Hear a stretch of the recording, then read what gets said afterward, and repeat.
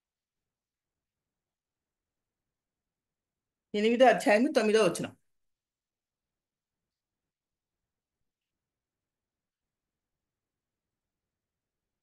చదవాలక్క. చదవండి. భోజనం బట్టి ఆయనను మీకు కలిగి ఉన్న ఈ 8, 9 కదక్క. మొదటి కొరింథీ. భోజనంను బట్టి 8, 9. కరెక్ట్. ఆయనను మీకు కలిగి ఉన్న ఈ స్వాతంత్రం వలన బలహీనులకు అభ్యంతరం కలగకుండా చూచుకున్నది. ఏలైనగా జ్ఞానము గల నీవు భోజనం బట్టి భోజనం బట్టి దేవుని ఎదుట మనం మెప్పు పొందము. తినకపోయినందున మనకు తక్కువ లేదు, తినందున మనకు ఎక్కువ లేదు. చూసారా ఎంత బాగున్నది బైబిల్లో. భోజనం బట్టి మనకు మెప్పి ఏమి ఉండదండి. భోజనం తింటే ఒకటి, తినకపోతే ఒకటి అని లేదు. భోజనముతో అసలు సంబంధమే లేదు ఉపవాసం. మన సంబంధం అంతా ఎవరితో ఉండాలని ఇక్కడ ఇండైరెక్ట్ గా చెప్తున్నారంటే మన సంబంధం దేవునితో ఉండాలి. మనం తినే వస్తువులు బట్టి కాదు, మనం వేసుకునే వస్త్రాలని బట్టి కాదు, నగల్ని బట్టి కాదు, మన ఆచార వ్యవహారాలని బట్టి కాదు, తిండిని బట్టి కాదు. కానీ మన యొక్క కన్సర్న్ ఎక్కడ ఉండాలంటే దేవుని వైపు ఉండాలి. సో అది క్లియర్ గా చెప్తున్నాడు 1 కొరింథీ 8:9లో. భోజనంను బట్టి దేవుని ఎదుట మెప్పు పొందాం మనము. తినకపోయినందున మనకు తక్కువ కాలేదు, తినినందున మనకు ఎక్కువ కాలేదు అంట. తిండితో సంబంధమే లేదండి, అస్సలు సంబంధం లేదు. అట్లాగే కొంతమంది ఎక్కువగా ఎక్కడెక్కడో మునిగి స్నానాలు చేసి ఆ ఉపవాసం ఉంటారు. అది కూడా మనకు లేదండి, అది కూడా మనకు లేదు. నేను చాలా గమనించాను ఒక్కొక్కరు ఎలా చేస్తూ ఉంటారో అని చెప్పి. నన్ను కూడా హాస్టల్లో ఉన్నప్పుడు, తర్వాత కాలేజీలో లెక్చరర్గా ఉన్నప్పుడు నేను ఒక హిందూస్ ముగ్గురం కలిసి ఉండేవాళ్ళము. నేను పొద్దున్నే లేవగానే మోకాళ్ళు వంగేదాన్ని, అట్లాగే బైబిల్ చదువుకునేదాన్ని. అదేంటి ఎంత అసహ్యము, అట్లాగే నువ్వు బైబిల్ చదువుతావు, బైబిల్ ముట్టుకుంటావు, అట్లాగే మోకాళ్ళు వంగుతావు, అసహ్యం కదా అని అన్నారు నన్ను. నేను అప్పుడు అన్నాను, ఏమో మా దేవునికి కావాల్సింది మనస్సు అండి, స్నానాలు, బొట్లు, పసుపులు పూసుకోవడం ఇది కాదు అన్నా నేను. అట్లంటావేంటి అన్నారు. మరి అంతే, మాకు దేవుడు అలాగే చెప్పాడు, నీ మనస్సుతో ఆత్మతో సత్యంతో నువ్వు ఆరాధించాలన్నారు. అందుకే నాకు లేవగానే నిద్ర లేవగానే బాగా ఫ్రెష్గా ఉంటుంది. టక్కని ప్రేయర్ చేసుకుని బైబిల్ చదువుకొని తర్వాత నేను పనులన్నీ చేస్తానంటే వాళ్ళు ఒప్పుకోలేదండి. లేదు మనము మనసు కన్నా ముందు శరీరాన్ని బాగు చేసుకోవాలి. శరీరాన్ని బాగు చేసుకుని మనసుని పాడు చేసుకుంటే పర్వాలేదా అన్నాను. దానికి ఒప్పుకోలేదు. శరీరం బాగుంటే ఆటోమేటిక్గా మనసు బాగుంటుందంట. లేదండి అట్లా లేదు, మాకు బైబిల్లో ఇలా ఉందని. అప్పుడు నేను ఉపవాసం గురించి నాకు ఇంత తెలియదు కానీ కొంచెం చెప్పాను ఉపవాసం గురించి. సరే, మత్తయి 6:17 చూడండి ఒకసారి. మత్తయి 6:17 చదువుతారా ఎవరండి? ఉపవాసం చేయుచున్నట్టు మనుషులు కనబడవలని కాక రహస్యమందున్న నీ తండ్రికే కనబడవలని నీవు ఉపవాసం చేయనప్పుడు నీ తల అంటుకొని నీ ముఖమును కడుక్కొనుము. అప్పుడు రహస్యమందు చూచుచుంది తండ్రి నీకు ప్రతిఫలం. చూసారా ఎంత క్లియర్ గా ఇక్కడ ఉన్నదో మనకు. సో మనం ఉపవాసం ఉన్నట్లు మనం ఎవరికి కనిపించకూడదండి. ఉపవాసం ఉన్నప్పుడు ఎవరికి కనిపించకూడదు. నేను ఉపవాసం అని అడ్వర్టైజ్మెంట్ కూడా ఇవ్వకూడదు. క్లియర్ గా మనకు బైబిల్లో మత్తయి 6:7లో క్లియర్ గా చెప్పారు, ఉపవాసం చేయుచున్నట్లు మనుషులకు కనపడకూడదు, రహస్యమందున నీ తండ్రికే కనబడవాలి. అంటే ఉపవాసం మనం ఎవరికి కోసం చేస్తున్నాము? దేవుని కోసమే చేస్తున్నాము. నువ్వు ఉపవాసం చేయనప్పుడు తలంటుకొని నీట్గా ఉండాలి. అప్పుడు నిన్ను ఎవరు చూస్తారు? రహస్యమందున్న నీ తండ్రి నిన్ను చూస్తాడు. ఎంత చక్కగా ఉన్నదంటే, అంటే వేషధారణ ఉంటూ ఉపవాసంలో వేషధారణ ఉండడానికి వీలు లేదు అని క్లియర్గా చెప్తున్నాడు మత్తయి 6:17. తర్వాత లూకా 18:1 చూడండి. లూకా 18:1.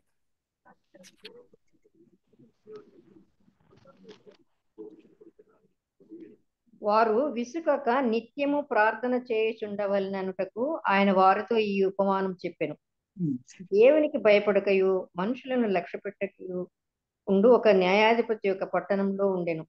ఇదేనక్క చదవాలనా? ఇంకా అదే సుంకర్ల వల్ల కాకుండా అది ఉండాలి. ఇది కాదక్క, అయితే కదా అది 9 అక్క.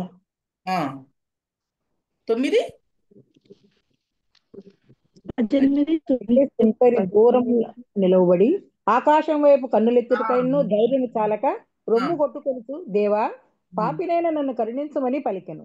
అతనిపై ఇతడు నీతిమంతుడు. అదేనక్క. వారమునకు 2 మార్లు ఉపవాసము చేయొచ్చు, నా సంపాదన ఎంతట్లో 10వ వంతు చెల్లించినాను అని తనలో తాను ప్రార్థించున్నాను. సో సుంకర్లు అడ్వర్టైజ్మెంట్ అన్నమాట. ఉపవాసాన్ని గురించి వాళ్ళు అడ్వర్టైజ్మెంట్ చేసుకుంటున్నారు. నేను వారానికి ఇన్నిసార్లు చేస్తాను, 1/10 వంతు ఇస్తాను, అది ఇస్తాను, ఇది ఇస్తాను, ఇలా వాళ్ళకి ఏంటంటే అడ్వర్టైజ్మెంట్ కావాలి. అది కాదు ఉపవాసం. నువ్వు ఉపవాసం ఉన్నట్లే చెప్పొద్దు అన్నాడు మనకు మత్తయి 6:17లో.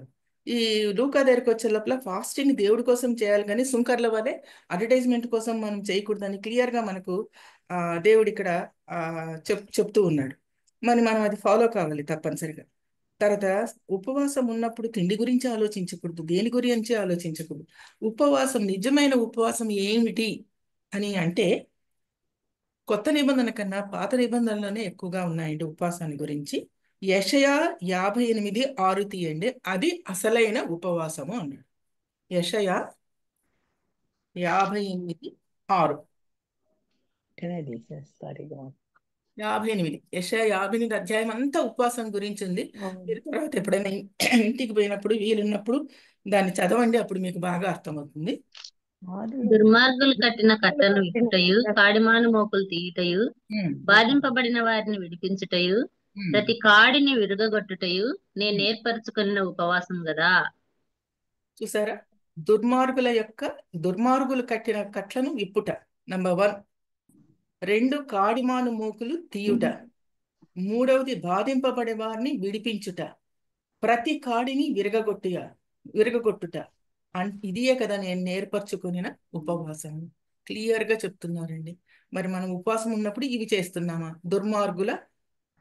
దుర్మార్గులు కట్టిన కట్లను విప్పుట. దుర్మార్గులు పాపం అనే కట్ల చోట బంధింపబడి ఉంటారండి, వాటిని మనం విడిపించాలి. కాడిమాను, బరువులు మోస్తూ ఉంటారు, ఆ బరువులు తగ్గించాలి, అంటే సహాయం చేయాలి. బాధింపబడే వాడిని విడిపించాలి. ఎన్నో బాధల్లో ఉంటారు, అనారోగ్య కారణాలు ఉంటాయి, భార్యాభర్తల మధ్య కారణాలు ఉంటాయి, చదువు విషయాల కారణాలు ఉంటాయి. మనకు తోచిన సహాయం చేయాలి. ఆహారం, ఆకలి కొనిన వారికి పెట్టుట నేను ఏర్పరచుకున్న ఉపవాసం కాదా అని. నెక్స్ట్ కంటిన్యూషన్ 7 ఉంది చూడండి. 7లో నీ ఆహారం ఆకలి కొనిన వారికి పెట్టుట. తప్పనిసరిగా మనం బీదవారికి ఆహారాన్ని దయచేయాలండి. తర్వాత నీ రక్త సంబంధికి ముఖము తప్పింపకుండుట. తప్పనిసరిగా రక్త సంబంధాలు కలిగి ఉండాలి, వాళ్ళకి సహాయం కూడా చేయాలి. దిక్కుమాలిన బీదలను నీ ఇంట చేర్చుకునుట, అది 6వది. 7వదేమో వస్త్రహీనుడు నీకు కనబడినప్పుడు వారికి వస్త్రములు ఇచ్చుట. ఇదియే కదా నాకు ఇష్టమైన ఉపవాసం అన్నాడు. అందులో 7 పాయింట్లు ఉన్నాయి చూడండి. దుర్మార్గులు కట్టిన కట్లను విప్పుట 1, కాడిమాను మోకులు తీయుట 2, బాధింపబడిన వారిని విడిపించుట 3, తర్వాత ఆకలి కొనిన వారికి ఆహారం పెట్టుట 4, తర్వాత రక్త సంబంధికి ముఖం తిప్పకుండుట 5, తర్వాత దిక్కుమాలిన బీదలను ఇంట చేర్చుకునుట 6, వస్త్రహీనుడు నీకు కనబడినప్పుడు వానికి వస్త్రములు ఇచ్చుట 7. ఈ 7 చేయాలి. అదే ఉపవాసం అని యెషయా భక్తుడి ద్వారా మనకు యెహోవా దేవుడు సెలవిస్తున్నాడు. 7 అంఖ్య 5 అంఖ్య వీళ్ళకి చాలా, ఎలా చెప్పాలి, చాలా ఆస్పిషియస్ అండి. యూదులకు 7 అంఖ్య చాలా ఆస్పిషియస్. ఎందుకంటే యెహోవా దేవుడు సృష్టినంతా సృష్టించి 7వ రోజు విశ్రాంతి తీసుకున్నాడు. సంపూర్ణ దినము అని 7వ రోజు. అందుకే 7 సామెతల గ్రంథంలో 7 అసహ్యాలు అంటారు, సప్తగుణాలు అంటారు. వీళ్ళు 7 యుగాలు అన్నారు, 7 యాజకత్వాలు అన్నారు, 7 ద్వారాలు అన్నారు. అట్లా 7 7 7 అని చాలా ఉన్నాయండి. 7కి అధిక ప్రాధాన్యత ఇచ్చి యూదులు. సో ఇక్కడ కూడా ఉపవాసం అప్పుడు కూడా ఈ 7 చేయాలి అని వాళ్ళు చెప్తూ ఉన్నారు అన్నమాట. సహాయం చేయాలి, వారికి ఇది చేయాలి. మనం ఎలా చేస్తామంటే ఉపవాసం చేస్తాము, కానీ ఏంటంటే ఎక్కువ మన కోసం చేసుకుంటాం. అంటే నా కొడుకు ఉద్యోగం కావాలన్నా, నా కూతురికి పెళ్లి కావాలన్నా, పలాని చోట పలాని పని కావాలన్నా, నాకు ఇల్లు కావాలన్నా, వాకిలు కావాలన్నా, నాకు అనారోగ్యం ఉన్నది, అనారోగ్యం నుంచి నన్ను తీసివేయమని, ఇలా ఎక్కువగా మనం చేస్తుంటామండి. దానికోసం ఉపవాసం ఉంటాం. అలా కాదు, దీనికోసం ఉపవాసం ఉండాలని మనకు బైబిల్ ద్వారా తెలుస్తాను. సో తప్పనిసరిగా మనం ఉపవాసం ఉండడము అంటే అర్థం ఏంటంటే తిండి తినకపోవడం కాదు, కానీ దుర్మార్గుల కట్లు విప్పాలి, కాడిమాను మోకులు తీయాలి, బాధింపబడిన వారిని విడిపించాలి. తర్వాత ఆకలి కొన్న వాళ్ళకి ఆహారం పెట్టాలి, దిక్కుమాలిన వాళ్ళని ఇంట చేర్చుకోవాలి, వస్త్రాలు లేని వాడికి వస్త్రాలు ఇవ్వాలి. ఎంత చక్కటి ఇవి చెప్పారు చూసారా. ఇదట ఫారినర్స్ బ్రిటిష్ వాళ్ళు ఇండియాకి వచ్చినప్పుడు మిషనరీ వర్క్ చేస్తున్నప్పుడు వీళ్ళని చాలా మంది క్వశ్చన్ చేశారంట, పూజారులు వాళ్ళు వీళ్ళు. ఎందుకు మీరు వస్తున్నారంటే ఇది చెప్పారు బేసిస్. ఇది యెషయా గ్రంథము 58వ అధ్యాయం బట్టి మేము వస్తున్నాం ఇండియాకు. సో ఇక్కడికి వచ్చి వాళ్ళు ఈ పనులన్నీ చేశారండి. బీద వాళ్ళకి హాస్పిటల్స్ కట్టించి, స్కూల్స్ కట్టించి, ఎడ్యుకేషన్ ఇచ్చి, ఆహారం లేని వాళ్ళకి ఆహారం ఇచ్చి, తిండి లేని వాళ్ళకి తిండి పెట్టి ఇండియాను ఒక లెవెల్కి తీసుకొచ్చింది బ్రిటిషర్స్ అండి. వాళ్ళ యొక్క మిషనరీ వర్క్ దేని మీద ఆధారపడిందంటే ఈ 58వ అధ్యాయం మీద ఆధారపడింది. మీరు ఇంటికి వెళ్ళిన తర్వాత 58 మొత్తం చదవండి, అప్పుడు ఉపవాసం యొక్క ప్రాధాన్యత మీకు తెలుసు. సో ఈ ఉపవాసం గురించి మనం అన్ని చదువుతున్నప్పుడు ఈ రెఫరెన్స్ అన్ని చూస్తున్నప్పుడు నాకు ఏమనిపించిందంటే it is pleasing to God by applying his word to society అని. అంటే 3 విషయాలు నాకు బాగా కనిపిస్తున్నాయండి. ఆత్మ తీవ్రత కోసం ఉపవాసం చేయాలి, నంబర్ 1 ఆత్మ తీవ్రత కోసం. 2 ఆయన ప్రభావం కోసం ఉపవాసం చేయాలి, 2. 3 ఆయన రాజ్య విస్తరణ కోసం మనం ఉపవాసం చేయాలి. మన కోసం చేయొచ్చు, చేయకూడదని నేను అనడం లేదు, కానీ ఉపవాసంలో దాగి ఉన్న అర్థం ఏంటంటే ఈ 3: ఆత్మ తీవ్రత కోసం ఉపవాసము, ఆయన ప్రభావం కోసం అంటే యెహోవా దేవుని, యేసయ్య దేవుని ప్రభావం మన మీద ఉండడానికి ఉపవాసము, 3వది ఏంటంటే రాజ్య విస్తరణ కోసం ఉపవాసం.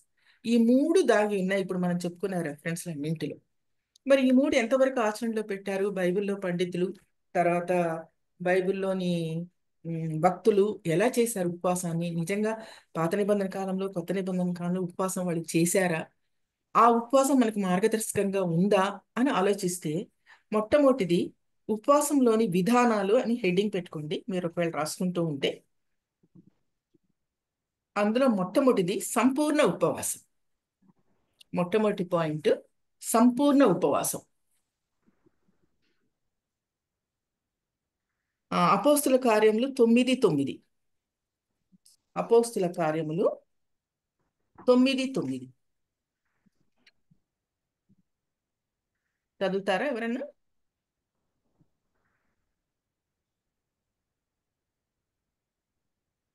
అపోస్తుల అతడు కార్యం 3 దినములు చూపులేక అన్నపానం లేని పుచ్చుకొనకుండెను.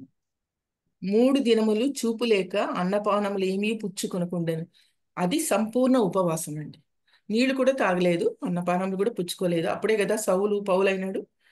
అతనికి దమస్కు మార్గంలో వెలుగు కనిపిస్తుంది, అందరూ చూసి పారిపోతారు, కానీ ఈయన అక్కడి కింద పడిపోతాడు. అప్పుడు సౌలా సౌలా సౌలా నువ్వు అందుకు హింసిస్తున్నావు అని అంటే, ఎవరు నీవంటే చెప్తాడు, నువ్వు హింసించుతున్న యేసుని అని. ఆయన కళ్ళు పోతాయి, మొత్తం వెలుగు సూర్యుడున్నా కూడా ఆయనకు కళ్ళు పోతాయి. అప్పుడు 3 దినాలు ఆయన చూపు లేకుండా అన్నపానములు ఏం పుచ్చకుండా ప్రార్థన చేశాడండి. తర్వాత అననీయకు పంపిస్తాడు దేవుడు. అననీయ వచ్చి ఆయనకు ముట్టి ప్రార్థించగానే ఆయన కళ్ళు వచ్చాయి. అప్పుడు సౌలు పౌలు అయ్యాడు. ఎంత గొప్ప సేవ చేశాడో మీరు ఆలోచించండి. అంటే ఈయన సేవకు ఆధారం ఏమైందంటే సంపూర్ణ ఉపవాసం. సంపూర్ణ ఉపవాసం 3 రోజులు చేశాడు కాబట్టి అతని సేవ అంత చేయగలిగాడు. అంటే ఇతని ఉపవాసం దేనికి సంబంధమైందంటే ఆత్మ తీవ్రత, ప్రభావము, రాజ్య విస్తరణ. అది మీరు గ్రహించాలి. తర్వాత 2వ రకమైన ఉపవాసం ఏంటంటే నంబర్ 2 పాక్షిక ఉపవాసం. పాక్షిక అంటే పార్షల్, పూర్తి కాదు, హాఫ్. పాక్షిక ఉపవాసం 2వ ఉపవాసం. దానియేలు 13.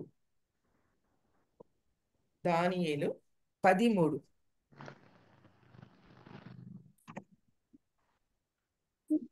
3 వారములు గడుచు వరకు నేను సంతోషముగా భోజనం చేయలేక ఇంటిని, మాంసము గాని ద్రాక్షారసము గాని నా నోటిలోనికి రాలేదు, స్నానాభిషేకములను చేసుకునలేదు. చాలండి. దానియేలు యుద్ధ వేదన కోసము ప్రార్థించాడు. యుద్ధానికి వెళ్ళాలి కాబట్టి ఏమి పుచ్చుకోకుండా, ఎక్కువగా మాంసము ఇట్లాంటివి ఎక్కువ తింటారు వాళ్ళు, అవేవి తీసుకోకుండా ప్రార్థనలో ఉన్నాడు. పాక్షిక ఉపవాసం, ఫుల్ కాదు. అది సంపూర్ణ ఉపవాసం ఏమో సౌలు చేశాడు, ఇక్కడ దానియేలేమో పాక్షిక ఉపవాసం. అంతేకాకుండా దానియేల్ని బబులోనికి చెరగొట్టుకొని తీసుకొని వచ్చినప్పుడు కూడా నాన్ వెజిటేరియన్ ముట్టలేదండి.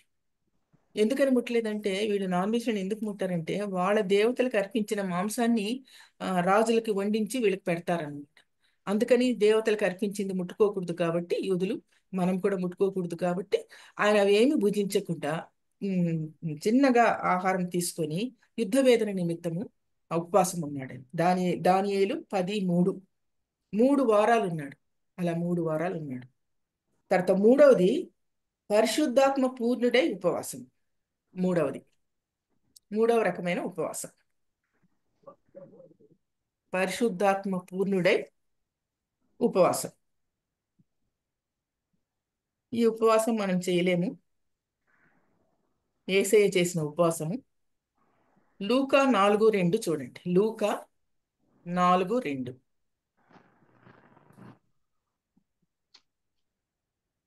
అపవాది చేత శోధింపబడుచుండెను.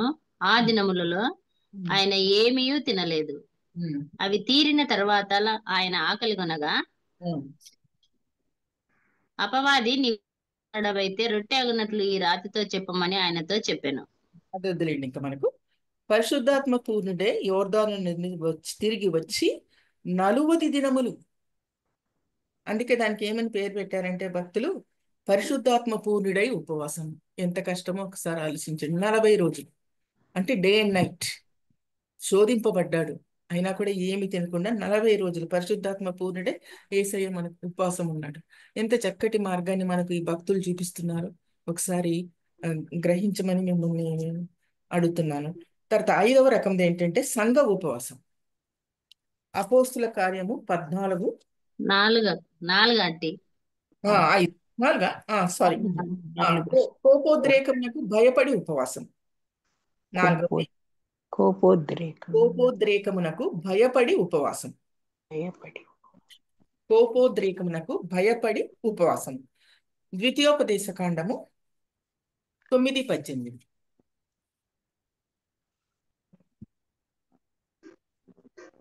ద్వితీయోపదేశ కాండము 9:18. మీరు యెహోవా దృష్టికి ఆ చెడు నడత నడిచి చేసిన మీ సమస్త పాపముల వలన ఆయనకు కోపం పుట్టింపగా చూచి మునుపటి వలె అన్నపానములు మాని 40 పగళ్ళు 40 రాత్రులు నేను యెహోవా సన్నిధిని సాగిలపడి తిని.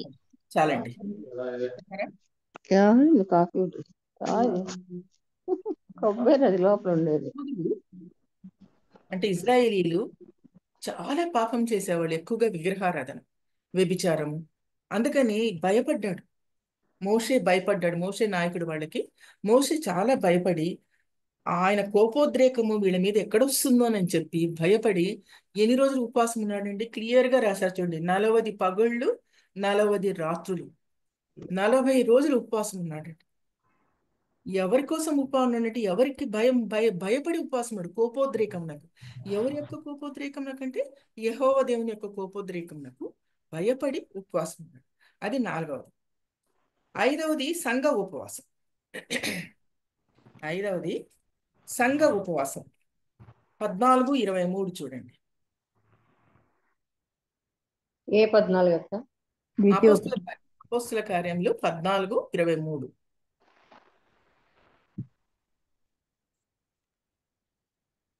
14:23. మరియు ప్రతి సంఘములో వారికి పెద్దలను ఏర్పరిచి ఉపవాసం ఉండి ప్రార్థన చేసి వారు నమ్మిన ప్రభువునకు వారిని అప్పగించిరి. సంఘములో పెద్దలను ఏర్పరిచి వాళ్ళు ఉపవాసం చేసి వాళ్ళు చేసిన పని ఏంటంటే ఇక్కడ అంటే వాళ్ళని ప్రభు మార్గంలో నడిపించారనమాట. ఎవరు నడిపించారంటే ఇక్కడ సంఘంలోని పెద్దలు నడిపించారు. ఎలా నడిపించారు ఈ పెద్దలు అంటే ఉపవాసం ఉండి ప్రార్థన చేసి వాళ్ళని ఏం చేశారంటే సంఘంలో సభ్యులుగా చేర్చుకున్నారు. ఇది అపోస్తుల కార్యంలో. అంటే క్రొత్త నిబంధన వచ్చే లోపల పెద్దలు సంఘము కలిసి ప్రార్థించారు. ఇవి మనం కూడా చేస్తుంటాం. ఎప్పుడు సంఘంలో పెద్దలందరూ కలిసి ప్రార్థించి బ్యాప్టిజం ఇవ్వడము ఇవన్నీ చేస్తూ ఉంటాం. అది 5వది. తర్వాత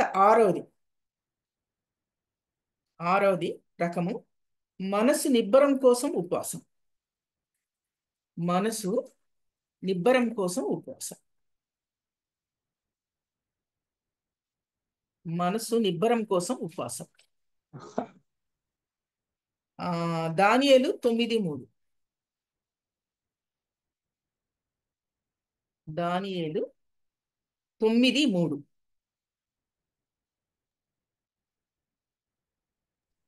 అంతటా నేను గోనెపట్ట కట్టుకుని ధూళి తలపైన వేసుకుని ఉపవాసం ఉండి ప్రార్థన విజ్ఞాపనలు చేయుటకై ప్రభువగు దేవుని ఎదుట నా మనస్సును నిబ్బరం చేసుకుంటుని. చాలండి.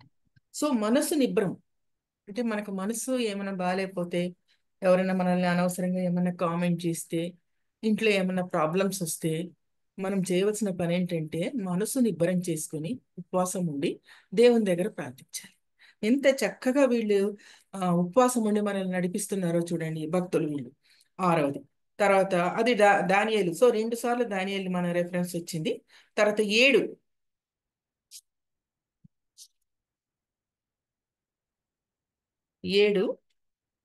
గోనెపట్ట కట్టుకొని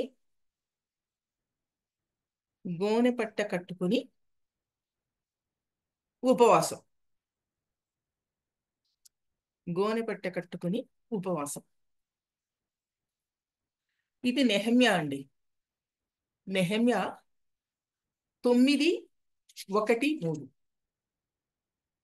నెహమ్యా 9:1-3. ఈ నెల 24వ దినమందు ఇశ్రాయేలీలు ఉపవాసం ఉండి గోనెపట్టలు కట్టుకుని తల మీద ధూళి పోసుకొని కూడి వచ్చిరి. మరియు వారు ఒక జాము సేపు తామున్న చోటనే నిలువబడి తమ దేవుడైన యెహోవా ధర్మశాస్త్ర గ్రంథమును చదువుచూ వచ్చిరి. ఒక జాము సేపు తమ పాపములను ఒప్పుకొనుచు దేవుడైన యెహోవాకు నమస్కారం చేయుచూ వచ్చిరి. చాలండి. ఇంతమంది ప్రజలందరూ వచ్చారట నెహమ్యా పిలిపించినప్పుడు. మీకు తెలుసు అనుకుంటే నెహమ్యా దేవాలయం కడుతున్నప్పుడు తెల్లవారుజామున వెళ్ళి చూసి వచ్చేవాడంటే ఏ గేట్ల దగ్గర ఎవరెవరిని పెట్టాలా, ఏం వర్క్ చేయాలా, ఎలా చేయాలా అని ఎవ్వరు చూడకుండా వెళ్ళి ప్లానింగ్గా చేసుకొని వచ్చి దాని ప్రకారం చేస్తూ ఉండేవాళ్ళంట.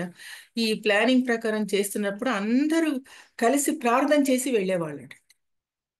తర్వాత ఉపవాసం ఉండి అవసరమైనప్పుడు ఉపవాసం ఉండి, అదే ఇప్పుడు మనం 9వ అధ్యాయంలో చదువుతున్నాం. అందరు కలిసి ఉపవాసం ఉండి తర్వాత పిల్లలందరట, స్త్రీలు వచ్చేవాళ్ళట, పిల్లలు వచ్చేవాళ్ళట, పురుషులు ఉండేవాళ్ళు, అందరూ కలిసి ప్రేయర్ చేసేవాళ్ళట ఉపవాసం ఉండి. పిల్లలు కూడా ఉపవాసం ఉండి ప్రేయర్ చేశారంటే ఎంత గొప్ప సంగతి, ఎంత యూనిటీ ఉన్నది వీళ్ళకి. దేవుడు అంటే ఎంత భయం ఉన్నది. ఆ భయము భక్తి మనకు దేవుని పట్ల ఉంటే తప్పనిసరిగా మన ఉపవాస ప్రార్థనకి జవాబు వస్తుందండి. జవాబు రావాలంటే మన ఆత్మశుద్ధితో, వినయముతో, భక్తితో మనం దేవుని ఎదుట ఉపవాసం ఉండి దేవుని కోరాలి. మాకు ఇది కావాలి, అది కావాలి. సో ఇక్కడ మనం ఎవరిని ముందు పైకెత్తి పెట్టాలంటే దేవుణ్ణి పైకెత్తి పెట్టాలి. తర్వాత 8వది కన్నీటి ఉపవాసం. కన్నీటి ఉపవాసం. కన్నీటి ఉపవాసం అది యోవేలండి. యోవేలు 2:12. యోవేలు 2:12. ఇప్పుడైనను మీరు ఉపవాసం ఉండి కన్నీరు విడుచుచు దుఃఖించుచు మనఃపూర్వకంగా తిరిగి నా యొద్దకు రండి. ఇదే యెహోవా వాక్కు. ఇప్పుడైనను ఎన్ని పాపాలన్నా చెయ్యి, నువ్వు ఎట్లన్నా ఉండు, ఇప్పుడైనను అంటే ఎంత మార్జిన్ ఇస్తున్నాడంటే దేవుడు మనకు అంత మార్జిన్ ఇస్తున్నాడు. ఇప్పుడైనను తప్పనిసరిగా అంటే ఎందుకు అంత మార్జిన్ ఇస్తున్నాడంటే నీ దేవుడైన యెహోవా కరుణా వాత్సల్యములు గలవాడు. మీరు కంటిన్యూషన్ చదివితే తెలుస్తుంది. కరుణా వాత్సల్యములు గలవాడు, శాంతమూర్తి, అత్యంత కృపగలవాడు. అందుకని ఏం చేస్తున్నాడంటే తప్పనిసరిగా మీకు టైం ఇస్తున్నాడు. కన్నీరు విడుచుచు దుఃఖించుచు మనఃపూర్వకంగా తిరిగి రండి. మీరు ఎన్నిసార్లు ఎన్ని పాపాలు ఎన్ని చేసినా కూడా తన 2 చేతులు చాపి రమ్మనే పిలుస్తాడు. కానీ యెహోవా దేవుడు తిట్టాడండి, తిట్టాడు, కృప చూపిస్తాడు. మీరు 13 కూడా ఒకసారి చదవండి. మీ దేవుడైన యెహోవా కరుణా వాత్సల్యములు గలవాడును శాంతమూర్తియు అత్యంత కృపగలవాడునయ్యుండి తాను చేయనుద్దేశించిన కీడును చేయక పశ్చాత్తాపపడును గనుక మీ వస్త్రములను కాక మీ హృదయములను చింపుకొని ఆయన తట్టు తిరుగుడి. చూసారా దేవుని యొక్క ప్రవర్తన, దేవుని యొక్క మనసు ఎట్లా ఉన్నదో మీరు అర్థమవుతున్నదా? కరుణా వాత్సల్యములు, శాంతమూర్తి, అత్యంత కృపగలవాడు, కీడు చేయడు. కీడు చేయకుండా ఎప్పుడైనా సరే పశ్చాత్తాపడి వస్త్రములు కాదు హృదయములను నా తట్టు తిప్పండి. సో ఉపవాసం ఉన్నప్పుడు మనము తప్పనిసరిగా హృదయము దేవుని తట్టు తిప్పి నామకార్థంగా ఏది చేయడానికి వీల్లేదండి. నామకార్థం ఏది వద్దు. ఏది చేసినా ఆత్మతో సత్యంతో మనం దేవుని ఎదుట మోకాళ్ళొంగి ఉపవాసం ఉండి ప్రార్థన చేస్తే మనకు కావలసినవన్నీ జరిగాయి. తర్వాత 9వది చూడండి, పట్టణమంతా ఉపవాసం. ఉపవాసం నీనెవే పట్టణమంతా నీనెవే నీనివే పట్టణం నీనివే పట్టణం 3:5 యోనా గ్రంథము 3:5. నీనెవే పట్టణపు వారు దేవుని యందు విశ్వాసం ఉంచి ఉపవాస దినము చాటించి గనులేమి అల్పులేమి అందరినూ గోనెపట్ట కట్టుకొనిరి. ఆ సంగతి నీనెవే రాజునకు వినబడినప్పుడు అతడును తన సింహాసనం మీద నుండి దిగి తన రాజవస్త్రములు తీసివేసి గోనెపట్ట కట్టుకొని బూడిదలో కూర్చుండెను. మరియు రాజు అయిన తానును ఆయన మంత్రులు ఆజ్ఞయ్యగా, ఒకవేళ దేవుడు మనసు తిరుపుకొని పశ్చాత్తాప్తుడై మనము లయము కాకున్నట్లు తన కోపాగ్ని చల్లార్చుకును గనుక మనుషులు ఏది పుచ్చుకొనకూడదు. పశువులు గాని ఎద్దులు గాని గొర్రెలు గాని మేత మేయకూడదు, నీళ్లు త్రాగకూడదు. మనుషులందరూ తమ దుర్మార్గములను విడిచి తాము చేయి బలత్కారమును మానివేయవలెను. మనుషులేమి పశువులేమి సమస్తమును గోనెపట్ట కట్టుకొనవలెను. జనులు మనఃపూర్వకంగా దేవుని వేడుకొనవలెను అని దూతలు నేను పట్టణంలో చాటించి ప్రకటన చేసిరి. ఇంకా చదవక ఎరుగని రీతిలో ఉపవాసం అండి. బైబిల్లో ఎక్కడ కూడా ఇట్లా లేదు. కని విని ఎరగని రీతిలో పశువులకు కూడా నీళ్లు పెట్టలేదంట. నీళ్లు పెట్టలేదంటే ఎంత ఆశ్చర్యమో ఒకసారి గమనించండి. యోనా గురించి మనకు పాత నిబంధన గ్రంథంలో ఒకటే ఒక ఉపమానం ఉందండి. మనకు కొత్త నిబంధన గ్రంథంలో ఉపమానాలు ఎక్కువ ఉన్నాయి. మీకు ఉపమానాలు అంటే తెలుసు కదా, పోల్చి చెప్పడం, పోల్చి చెప్పడం అన్నమాట. అంటే తెలిసిన విషయం నుండి తెలియని విషయాన్ని తీసుకొని వచ్చి చెప్పడం, దాన్ని ఉపమానం అంటారు. సో పాత నిబంధనలో ఒక్కటే ఒక ఉపమానాన్ని దేవుడు రాయించాడండి, యెహోవా దేవుడు. ఆ ఉపమానం ఏంటంటే నినివే పట్టణాన్ని గురించి. ఈ నినివే పట్టణం ఏంటంటే అష్షూరు రాజ్యానికి రాజధాని అండి. ఇప్పటికి కూడా ఉంది నినివే పట్టణం. అష్షూరు పట్టణము, మనకు అష్షూరు రాజులు వీళ్ళు ఎక్కువగా ఇశ్రాయేలుని ఎక్కువ బాధ పెట్టింది ఈ అష్షూరు రాజులే. వీళ్ళ యొక్క పట్టణమే నినివే పట్టణం. ఇప్పటికి కూడా ఉంది నినివే పట్టణము. ఈ నినివే పట్టణంలో ఉన్నాడు మనకు యోనా. ఎందుకు బైబిల్ పండితులు ఈ యోనా గ్రంథాన్ని గురించి ఏమంటారు వ్యాఖ్యానాలు రాశారండి. నేను అది చదివాను. ఆ వ్యాఖ్యానాల్లో చరిత్ర ఆధారంగా చూస్తేనట యోనాని ఈ చేప మింగేసింది కదా. తర్వాత చేప 3 రోజుల తర్వాత యోనాని ఒడ్డుకొచ్చి కక్కేస్తుంది కదా. ఈ యోనా వాళ్ళంట విగ్రహారాధికులు. వీళ్ళకు చేప శరీరము, ముఖం మాత్రము మానవ ముఖం. దేవుడు ఉన్నాడంట, ఒక దేవుడు. ఎప్పుడైతే ఈ చేప వచ్చి యోనాను మింగేసిందో వాళ్ళు భయపడ్డారట. అంటే ఈ చేప వాళ్ళు ఏమనుకుంటున్నారు, వాళ్ళ దేవుడే అనుకుంటున్నారు.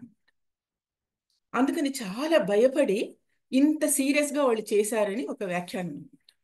కానీ అది కాదు ఇక్కడ జరిగింది. యెహోవా దేవుని యొక్క ప్లాన్ వేరేగా ఉందండి.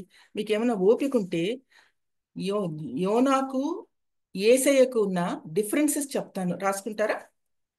ఒకవైపు యోనా పెట్టుకోండి, ఇంకోవైపు యేసయ్య. అంటే పేపర్లో 2 భాగాలు చేసి ఒకవైపు యోనా, ఇంకోవైపు యేసయ్య, Jesus. Jonah and Jesus. Number 1 మీకు నేను చెప్తున్నప్పుడు ఈజీగా అర్థమవుతుంది. నెంబర్ 1, జోనా క్రింద శోధనలో పడ్డాడు. అవును కదండి, శోధనలో పడ్డాడు. దేవుని మాట వినలేదు, శోధనలో పడ్డాడు. యేస్వామి కింద శోధనలు జయించాడు.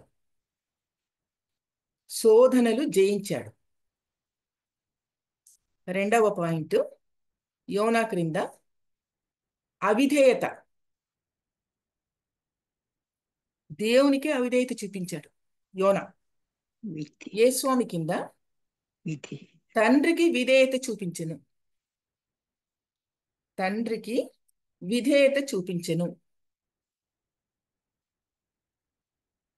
తర్వాత 3వది, తన చిత్త ప్రకారం యోనా క్రింద తన చిత్త ప్రకారం, అంటే తనకి ఏది నచ్చితే అది చేసుకుంటూ వచ్చాడు అనమాట. తన చిత్త ప్రకారం.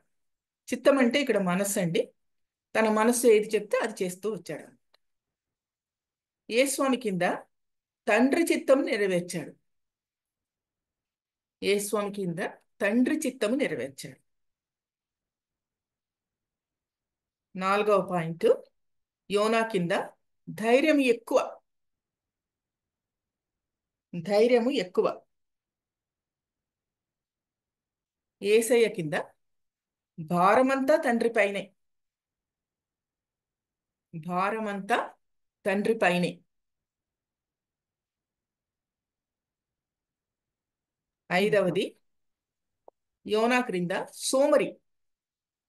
ఎందుకు ఈ పదాన్ని వాడుతున్నానంటే, పడవలోకి ఎక్కినప్పుడు పోయి పండుకొని నిద్రపోతున్నాడు చూడండి. మీరు యోనా గ్రంథము 4 అధ్యాయాలే ఉంటుంది, చదివితే మీకు తెలుస్తుంది. తుఫాన్ వస్తుంది, అందరూ భయపడతా ఉంటే ఈయన మాత్రం క్రిందకి వెళ్ళి పడుకొని నిద్రపోయాడు. పడవ కిందకి వెళ్ళి పడుకొని నిద్రపోయాడు ఉంటుంది మనకు. మీరు తర్వాత చదవండి, తెలుస్తుంది. అందుకే సోమరి. 5వ పాయింట్ సోమరి. యేసయ్య కింద తండ్రి పని నిమిత్తమే వచ్చాను. తండ్రి పని నిమిత్తమే వచ్చాను.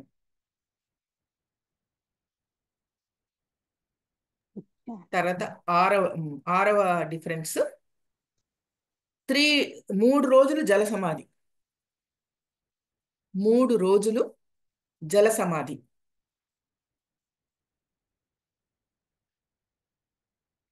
యేసయ్య కింద 3 రోజులు భూ సమాధి. 3 రోజులు భూ సమాధి. ఇక్కడేమో జల సమాధి. ఇదే మనకి ఎప్పుడు ఎక్కువగా అందరు చెప్తుంటారు, కానీ అంతకన్నా ఎక్కువగా ఉన్నది వీళ్ళిద్దరి మధ్య సాదృశ్యాలు. సో 3 రోజులు జల సమాధి, 3 రోజులు భూ సమాధి.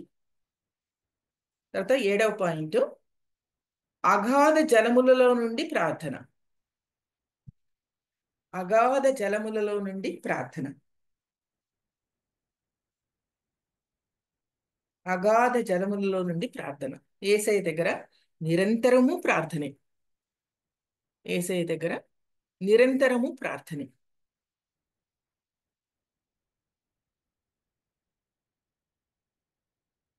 తర్వాత 8వది,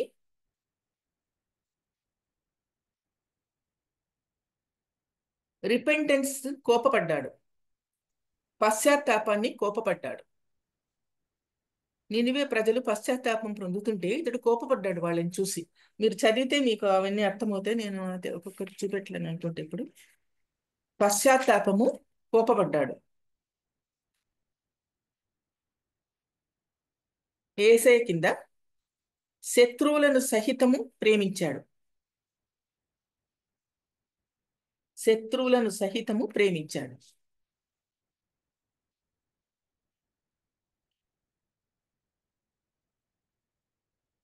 శత్రువులను సహితం ప్రేమించాడు. తర్వాత 9వది, శత్రువుల మధ్యకు వెళ్ళలేదు. 9వది, శత్రువుల మధ్యకు వెళ్ళలేదు. చేప కక్కి వేసిన తర్వాత బయట నుండే చేశాడండి ప్రసంగాలు. వాళ్ళకి పశ్చాత్తాపం పడండి, ఇలా చేయండి, అలా ఉండండి, పరిశుద్ధాలని ఇలా ఉంటుంది, అలా ఉంటుందని బయట నుండే చెప్పాడు. శత్రువుల మధ్యకు వెళ్ళలేదు. యేసయ్య క్రింద శత్రువుల మధ్యనే సేవ చేశాడు. శత్రువుల మధ్యనే సేవ చేశాడు.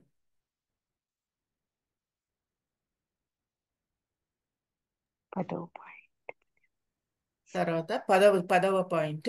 కరెక్టేనా నేను చెప్పేది? 10ఏనా? 10వ పాయింట్ అక్క. 10వ పాయింట్, ఆత్మల విచారణ లేదు. యోనా కింద ఆత్మల విచారణ లేదు.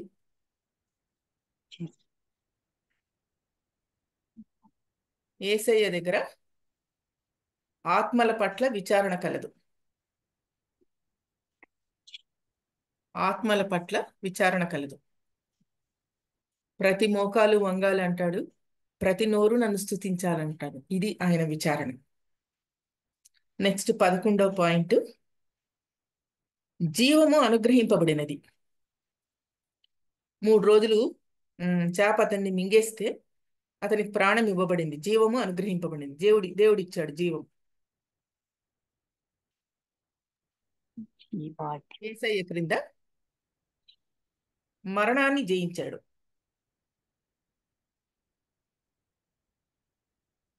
మరణాన్ని జయించాడు.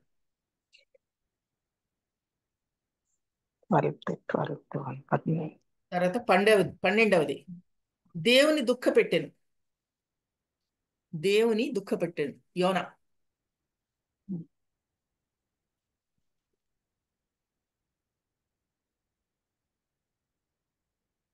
దేవుని దుఃఖపెట్టెను. యేసయ్య క్రింద దేవుని సంతోషపెట్టెను.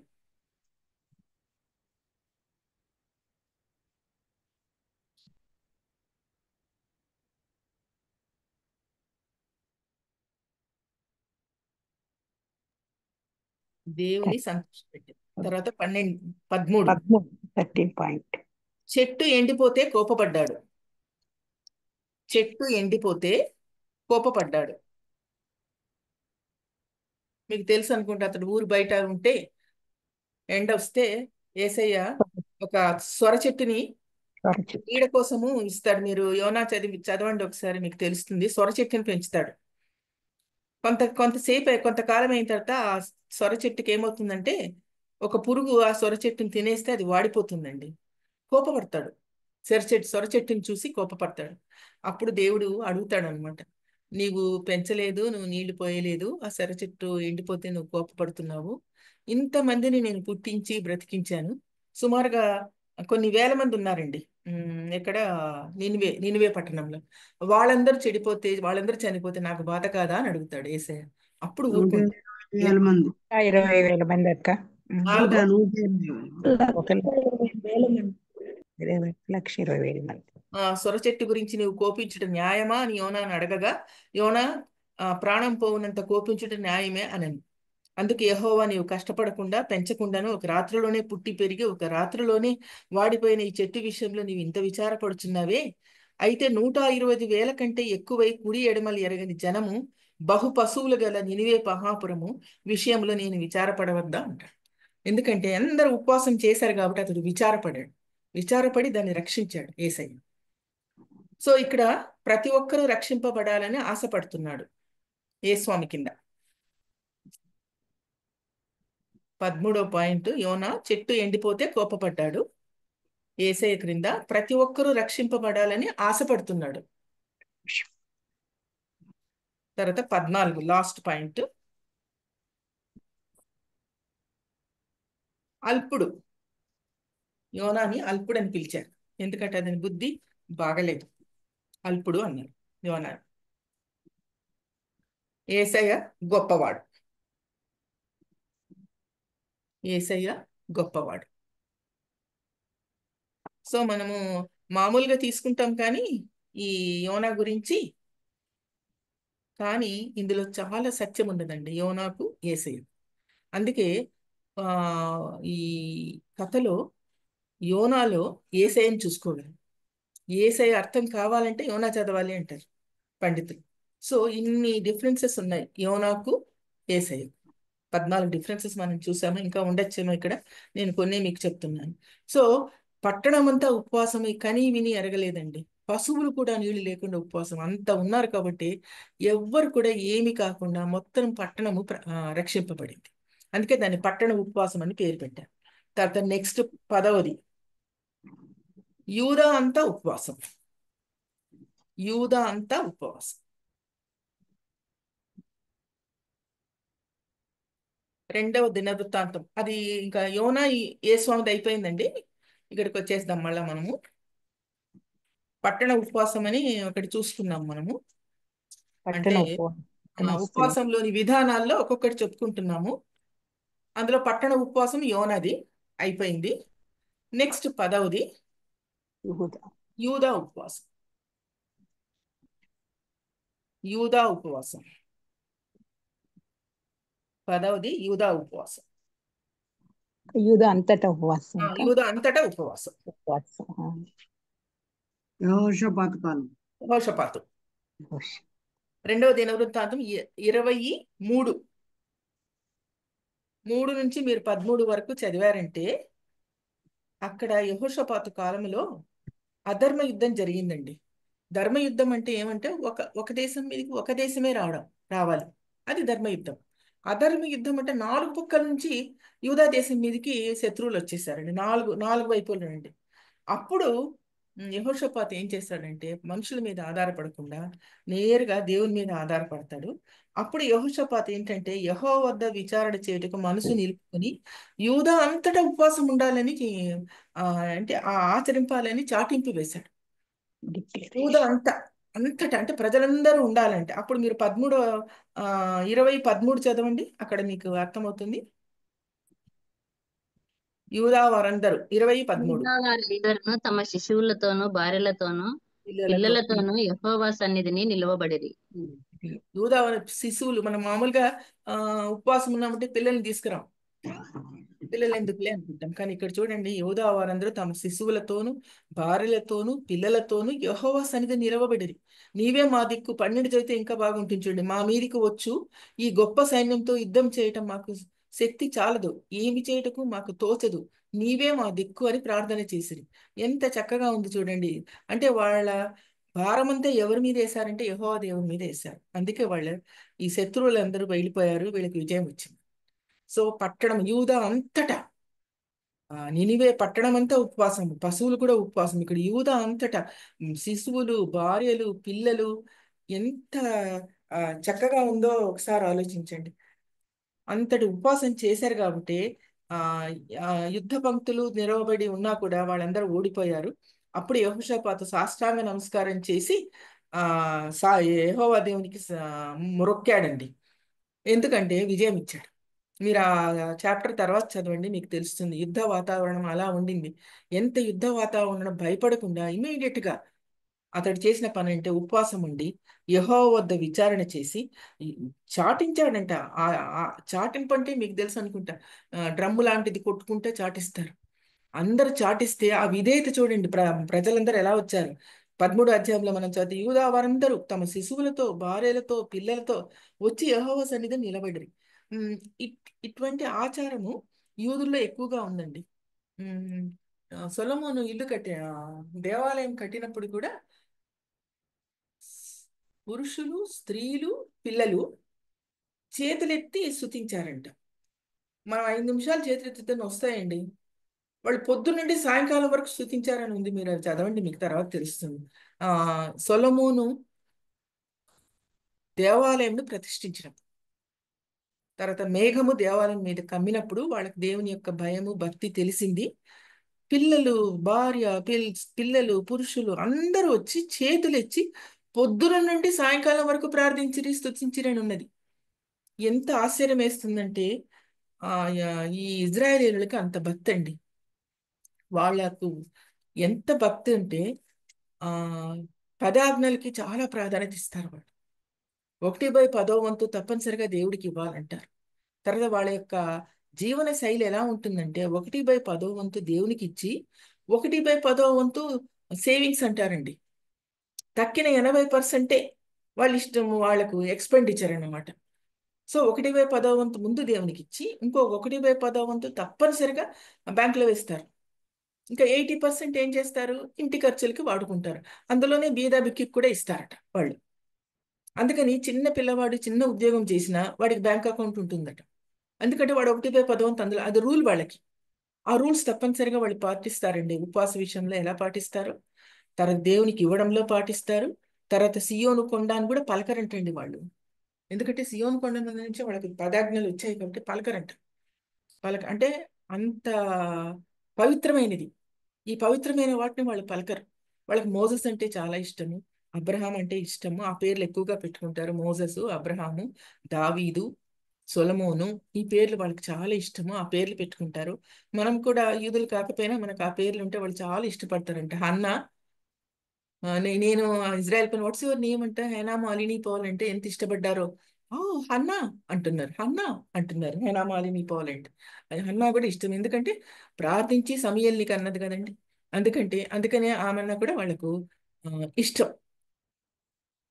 ఆ ఇష్టం ఎలాగంటే వాళ్ళు తప్పనిసరిగా ఆ పేరు వాళ్ళు పెట్టుకొని చూపిస్తూ ఉంటారు. సో అట్లాగూ ఉపవాసాల గురించి మనకు ఎన్నో ఇవి చూసాం మనం, రెఫరెన్సెస్. దేవుని దృష్టిలో ఉపవాసం అంటే ఏంటి, తర్వాత మనం ఉపవాసం ఎలా చేయాలి, శరీరాన్ని నలగగొట్టి ఆత్మకు బలం ఇవ్వాలి.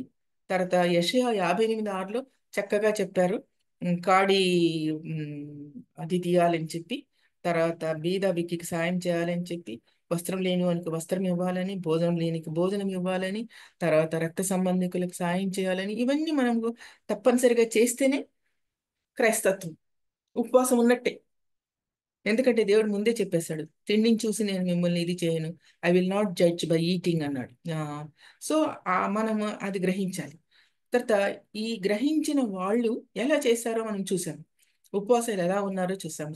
సౌలు యొక్క ఉపవాసం సంపూర్ణ ఉపవాసం, తర్వాత దానియేలు పాక్షిక ఉపవాసం, తర్వాత పరిశుద్ధాత్మ పూర్ణుడైన యేసయ్య 40 రోజులు ఉపవాసం చేశాడు. కోపోద్రేకంకు భయపడి మోషే 40 రోజులు ఉపవాసం చేశాడు.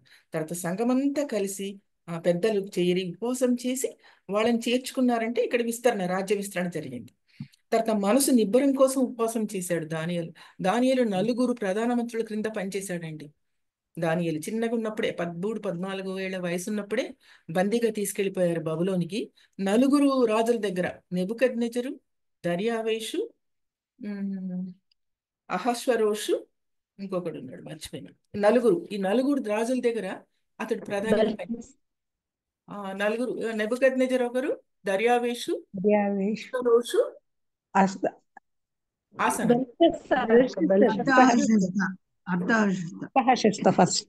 అర్తహషస్త, దర్యావేషు, నెబుకద్నెజరు, ఇంకైనా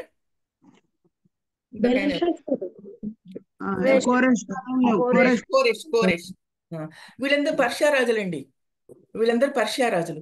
ఈ కోరెష్నే యెహోవా దేవుడు వాడుకొని మనకు ఆలయంని మరి 2వసారి కట్టించడానికి పూనుకున్నాడు అనమాట. యెహోవా దేవుడు ఎవరిని వాడుకుంటున్నాడు?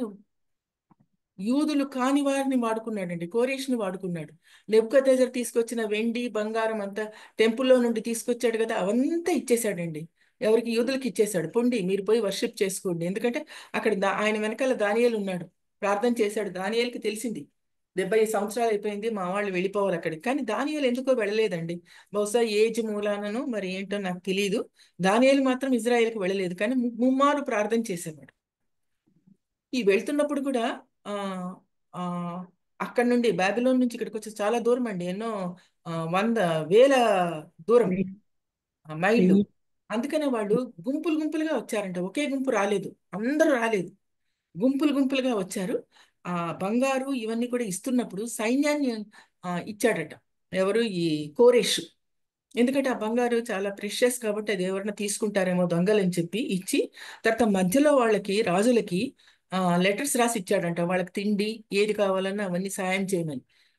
ఇంత ఇంట్రెస్ట్ తీసుకొని కోరేష్ పంపించాడు చూడండి, ఎవరిని? యూదుల్ని ఆలయం కట్టడానికి. సో అట్లాగూ యెహోవా దేవునికి అవసరమైతే ఎవరినైనా వాడుకుంటాడండి. నిన్ను వాడుకుంటాడు, నన్ను వాడుకుంటాడు, విశ్వాసం లేనివాడు కూడా వాడుకుంటాడు. సో ఈ నెహెమ్యా ఉపవాసం చేసింది ఎలా చేశాడంటే, గోనె పట్ట కట్టుకొని ధూళి మీద వేసుకుని వాళ్ళు ప్రార్థించారని నెహెమ్యా చూస్తుంది. సో కన్నీటి ఉపవాసం, యోవేలు కన్నీటి ఉపవాసం చూశారు. తర్వాత యోనా చాలా క్లియర్గా కని విని ఎరగని రీతిలో పశువులు కూడా ఉపవాసం చేశారు. నినివేలో చూస్తున్నాం. తర్వాత యూదా అంతటి ఉపవాసం అంటే యెహోషాపాతు చేశాడు. ఇవి మనకు సాదృశ్యంగా బైబిల్లో ఉన్నవి. సరే, ఇంత చేసినప్పుడు మనకి ఏం ప్రయోజనం? సో ఉపవాసం వల్ల ప్రయోజనాలు కూడా ఉన్నాయండి. అదేంటి ప్రయోజనాలు అంటే, నంబర్ 1 ఏంటంటే, మన ప్రార్థన దేవుడు ఆలకిస్తాడు. దానికి రోమా 12:1 చూడండి. మన ప్రార్థన దేవుడు ఆలకిస్తాడు. అది మొట్టమొదటి ప్రయోజనం, బెనిఫిట్స్. ఏ ప్రయోజనం లేకుండా మనం ఉపవాసం ఉండలేం కదా. రోమా 12:11 కింద ఆసక్తి విషయంలో మాంజీలు కాక ఆత్మయందు తీవ్రత గల వారి ప్రభువుని సేవించుడి. అదే 11, 12 ఇంకా చదవాలి. వారే సంతోషించుచు నిరీక్షణ గలవారే సంతోషించు, శ్రమయందు ఓర్పు గలవారే ప్రార్థన యందు పట్టుదల కలిగి ఉండుడి. చూసారా? ప్రార్థన పరిశుద్ధుల అవసరములలో పాలు పొందుతూ శ్రద్ధగా ఆతిథ్యం ఇచ్చుడి. ఇవన్నీ చేస్తే మిమ్మల్ని హింసించు వారిని దీవించుడి. దీవించుడి శపింపవద్దు. సంతోషించుచు వారితో సంతోషించుడి. ఏడ్చువారితో చాలా ఏడువుడి. చక్కగా రాశారు, కానీ ఇవన్నీ మనము ఆచరించడం చాలా కష్టం అండి. మనల్ని ఏమన్నా శపిస్తే మనం కూడా ఇమీడియట్ గా శపిస్తాం. లేదు, శపించకూడదు. మనకు బైబిల్లో కూడా చెప్పారు కదా, నీ కుడి చెంప మీద కొడితే ఎడమ చెంప తిప్పమని. సో అట్లా ఉండాలి క్రైస్తత్వం. సో ఉపవాసం ఉంటే మనం ఈ లక్షణాలని ఆటోమేటిక్ గా ఆచరిస్తామండి. అందుకని తప్పనిసరిగా ఉపవాసం ఉండి నువ్వు ప్రయోజనాన్ని పొందాలి. ఎటువంటి ప్రయోజనం అంటే ఈ ప్రయోజనం. రోమ 12 నుండి మీరు చదువుకోండి. ఇవన్నీ మనకు, ఈ ప్రయోజనాలన్నీ మనకు వస్తాయి అన్నమాట. సో ప్రార్థన వలన దేవుడు మన మనవి ఆలకిస్తాడు, మనకి ఈ గుణాలన్నీ ఇస్తాడు. తర్వాత రెండవది, జీవితంలో విజయం పొందుతాం. జీవితంలో రెండవది విజయం పొందుకుంటాం. మార్కు 9:29 చదువు. మార్కు 9:29.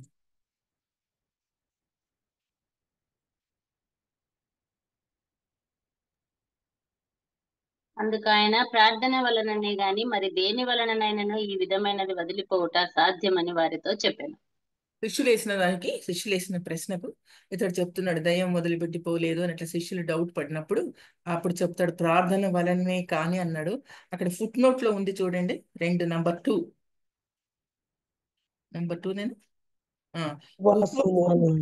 కూర్చోబడి ఉన్నది. చూసారా? ప్రార్థన ఉపవాసం ఉంటేనే మీకు ఇవన్నీ జరుగుతాయి. స్వస్థతలు లేవని మనం చెప్పడానికి లేదండి, స్వస్థతలు ఉన్నాయి. కానీ ఎంతో నిక్కచ్చిగా ఉపవాసం ఉండి ప్రార్థనా పరంగా చేస్తే దేవుడు తప్పనిసరిగా వింటాడు. మనకు వచ్చిన రోగాల్ని, జబ్బుల్ని తీసివేస్తాడు. కానీ అదే జీవన శైలి కాకూడదండి. దాని మీదనే చర్చ్ ఫాలో అవడానికి వీల్లేదు. కానీ ఇటీవల కాలంలో ఎక్కువగా అలా జరుగుతున్నది. మనం దాని గురించి ప్రార్థించాలి. సో జీవితంలో విజయం పొందాలంటే మనకు తప్పనిసరిగా కన్నీళ్ల ప్రార్థన ఉండాలి, ఉపవాసం కూడా ఉండాలి. తర్వాత మూడవది, ప్రతిఫలం పొందుకుంటాం. మూడవ ప్రయోజనం, ప్రతిఫలం పొందుకుంటాం. అపోస్తుల కార్యములు 13:1. అపోస్తుల అంతియొకయలోనున్న సంఘములో బర్నబా, నీగెనబడిన సుమయోను, కురేనీయుడైన లూకియా, చతుర్థాధిపతి అయిన హేరోదుతో కూడా పెంచబడిన మనయేసు, సౌలు అను ప్రవక్తలను బోధకులను ఉండిరి. వారు ప్రభువును సేవించుచు ఉపవాసం చేయుచుండగా పరిశుద్ధాత్మ, నేను బర్నబాను పౌలును పిలిచిన పని కొరకు వారిని నాకు ప్రత్యేకించుడని వారితో చెప్పెను. అంతటా వారు ఉపవాసం ఉండి ప్రార్థన చేసి వారి మీద చేతులుంచి వారిని పంపిరి. చూసారండి? ప్రతిఫలం ఇలా ఉంటుంది. బర్నబా, సిమయోను, చతుర్థాధిపతి వీళ్ళందరూ ప్రవక్తలు, బోధకులు, వీళ్ళందరూ వచ్చి ఉపవాసం చేశారు. పరిశుద్ధాత్మ వారి మీదకి వచ్చింది. సో ఉపవాసం ఉండి చేస్తే మనకు తప్పనిసరిగా ప్రతిఫలం ఉంటుంది. అది మనం గ్రహించి దాని కోసమే మనం ప్రార్థించాలి.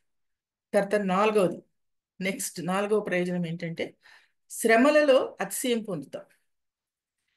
శ్రమలలో అతిశయం పొందుతాం.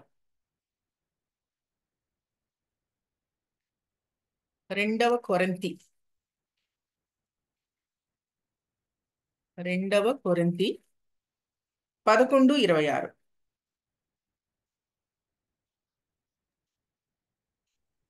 అనేక పర్యాయములు ప్రయాణములలోను, నదుల వలననైన ఆపదలలోను, దొంగల వలననైన ఆపదలలోను, నా స్వజనుల వలననైన ఆపదలలోను, అన్యజనుల వలననైన నా ఆపదలలోను, పట్టణములో ఆపదలలోను, అరణ్యములో ఆపదలలోను, సముద్రములో ఆపదలలోను, కపట సహోదరుల వలని ఆపదలలోను ఉంటిని.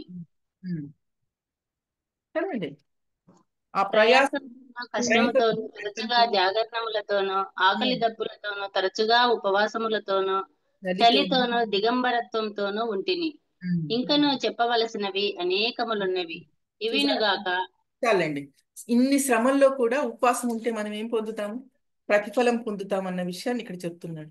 ప్రయాణాల్లో, నదులలో, అసలు ఇప్పుడు ప్రయాణం బయటికి పోతే వాడు వస్తారో లేదో తెలియదండి. ఎన్ని చావులు, ఎన్ని చావులు, ఎన్ని యాక్సిడెంట్స్. ఇంటికి బయటకి పోయిన వాడు వెనక్కి వస్తాడో లేదో చెప్పలేము. No guarantee. ప్రయాణాలు ఎంతమంది అంటే బస్సు ఒక లోయలో పడిపోయిందంటే 30 మంది చనిపోయారట. ఒక ట్రైన్ ఇంకో ట్రైన్ కొలైడ్ అయిపోయిందంటే 70 మంది చనిపోయారట. ఏమిటండి ఇట్లాంటివన్నీ వింటున్నాము. ప్రయాణాలు ఎంత క్లియర్గా చెప్పారు చూడండి. ప్రయాణాలు, నదులు, దొంగల వలన ఆపదలు, స్వజనుల వలన ఆపదలు, అన్యజనుల వలన ఆపదలు, పట్టణంలో ఆపదలు, అరణ్యంలో ఆపదలు, ఇవన్నీ వస్తున్నాయండి. ఇప్పుడు సముద్రంలో ఆపదలు, కపట సహోదరుల వలన ఆపములు, తర్వాత ప్రయాసతోను, కష్టములతోను, తరచు జాగరణలతోను, ఆకలి తప్పులతోను, తరచు ఉపవాసంతోను, చలితోను, దిగంబరత్వంతోను ఉంటుంది. ఇంకా నువ్వు చెప్పవలసిన అనేకం ఉన్నాయి. అయినా కూడా మనకి ఇక్కడ ఏం జరుగుతుందంటే శ్రమలలో అతిశయం తప్పనిసరిగా మనకు విజయం వస్తుందండి. శ్రమలలో ఉపవాసం ఉంది. సో అది గ్రహించాలి మనం. తప్పనిసరిగా ప్రయోజనాలు ఉన్నాయి. ఉపవాసం వల్ల ప్రయోజనాలు లేవు అనడానికి లేదు, ప్రయోజనాలు ఉన్నాయి. అట్ ద సేమ్ టైం నష్టాలు కూడా ఉన్నాయండి. డీమెరిట్స్ కూడా ఉన్నాయి. డీమెరిట్స్ ఏంటంటే ఈ ఉపవాసం చేసే వాళ్ళకి గర్వం వస్తుందండి. సారీ, అలా అందరికి వస్తుందని కాదు, గర్వం.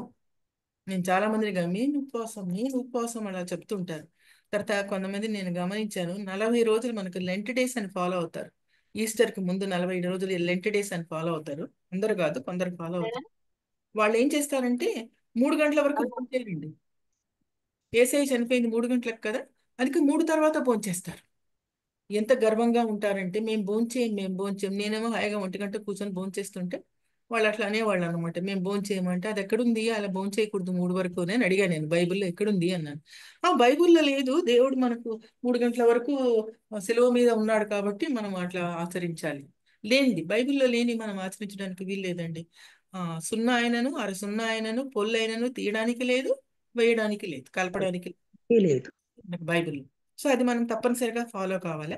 ఈ ఉపవాసం ఉన్న వాళ్ళలో గర్వం ఉంటుంది. ఆ గర్వం ఉండడానికి వీల్లేదు. నష్టాలంటే గర్వం. ఇంకొకటి ఏంటంటే ఓవర్ కాన్ఫిడెన్స్.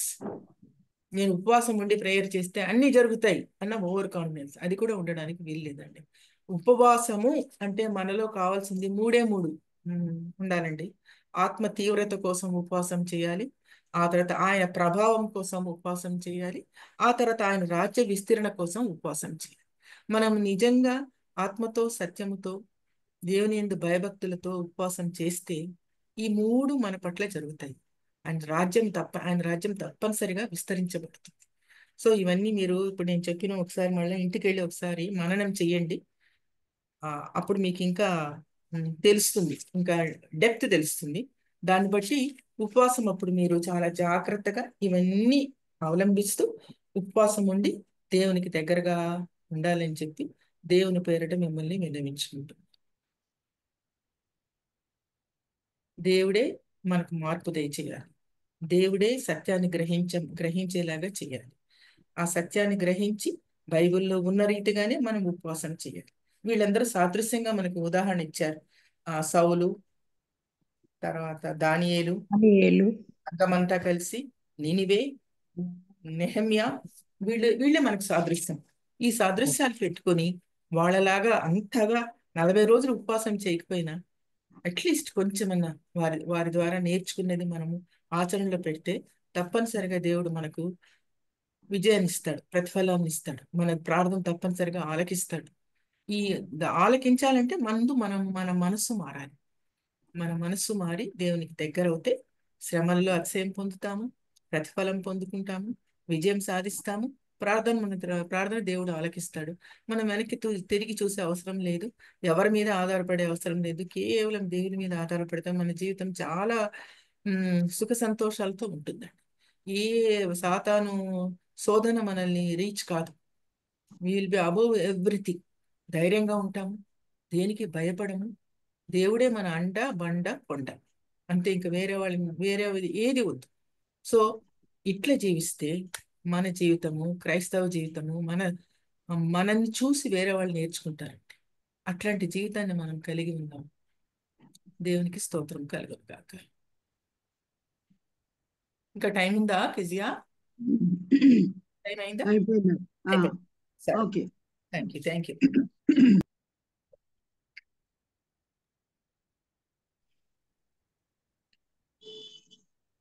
ఇంతవరకు మనకు ఉపవాసాన్ని గురించి అక్క చాలా చక్కగా వివరించారు.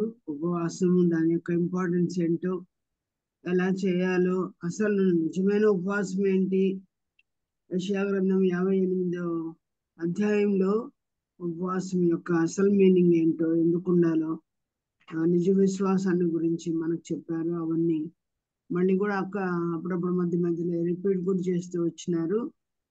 ఈ ఉపవాసాన్ని అనుసరించే యెషయా గ్రంథం 58వ అధ్యాయం ఉపవాసం అనుసరించే బ్రిటిషర్స్ మన ఇండియాకు వచ్చి ఇవన్నీ కూడా సమాజానికి మరి ఇవన్నీ చేసి సువార్త కూడా వారు ప్రకటించినట్లు అనేకులను ప్రభువులోకి నడిపించినట్టు మనం విన్నాం.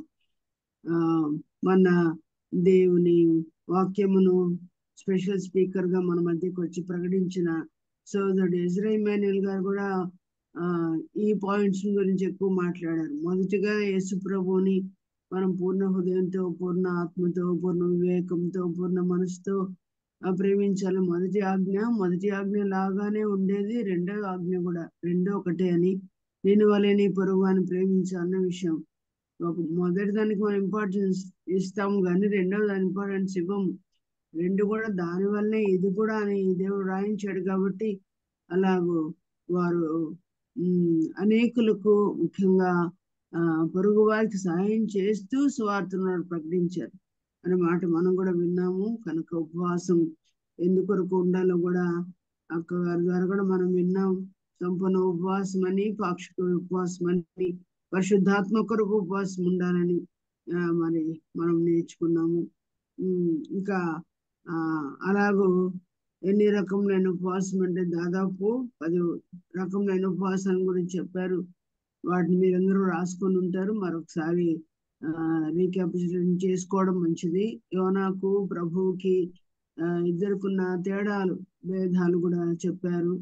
నిజంగా 4 అధ్యాయాల గ్రంథమైన యేసయ్యను చూడాలంటే యోనా గ్రంథం చదవాలంటారు. మనందరం కూడా చదువుదాము. మరి దేవుడు మనకు కూడా అనేక విషయాలు బయలుపరుస్తాడు. అలాగందరూ